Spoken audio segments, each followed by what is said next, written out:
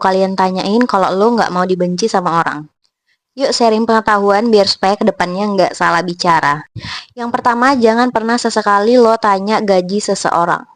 Baik itu temen deket lo, sahabat lo, atau pacar lo, atau siapapun itu, lo nggak wajib tanya nominal gaji seseorang. Kayak contohnya, gaji lo berapa sih? Ya mungkin kedengarannya sepele ya, cuman kadang kala tuh orang kalau ditanya, itu sebagian orang tuh tersinggung karena ditanya soal gaji. Ya mungkin secara finansial gajinya tuh nggak cukup banyak dari yang mereka tanyakan. Atau jadi pusat perbandingan antara gaji lo dan gajinya. Jadi jangan pernah tanya soal gaji. Yang kedua, jangan pernah tanya permasalahan keluarga seseorang. Jangan pernah kepo sama urusan orang yang bukan urusan kalian. Jadi ketika lo basa-basi, jangan pernah tanyain permasalahan keluarga mereka. Umpamanya gimana permasalahan lo sama suami, atau sama adik lo, atau sama mertua lo, atau sama ibu lo, nggak perlu kalian tanyain. Stop nanyain permasalahan-permasalahan yang bukan urusan kalian.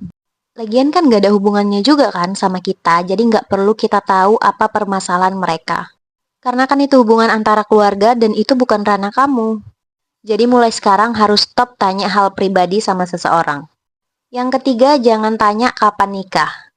Pertanyaan kapan nikah ini bikin seseorang tuh jadi kepikiran atau depresi, bahkan bikin mereka down. Bagian orang, pertanyaan kapan nikah tuh kayak nusuk gitu dalam hati, jadi itu nggak perlu ditanyain sama orang yang belum nikah. Dan itu menyakitkan banget, bahkan dirinya sendiri aja nggak tahu, kapan ya gue nikah, gue aja pasangan aja belum ada. Jadi stop tanya kapan nikah sama seseorang yang diri dia sendiri aja juga nggak tahu kapan nikah.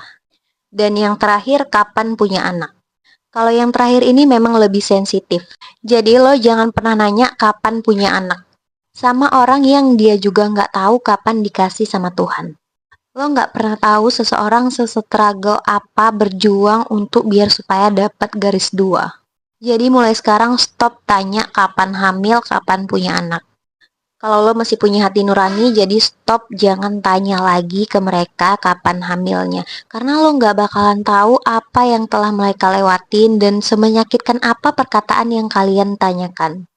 Mungkin menurut lo itu sebuah pertanyaan, tapi buat yang menerima pertanyaan itu sangat menyakitkan bahkan sampai menghina. Jadi pastikan untuk sekarang tuh jangan tanya lagi kapan hamil dan kapan punya anak.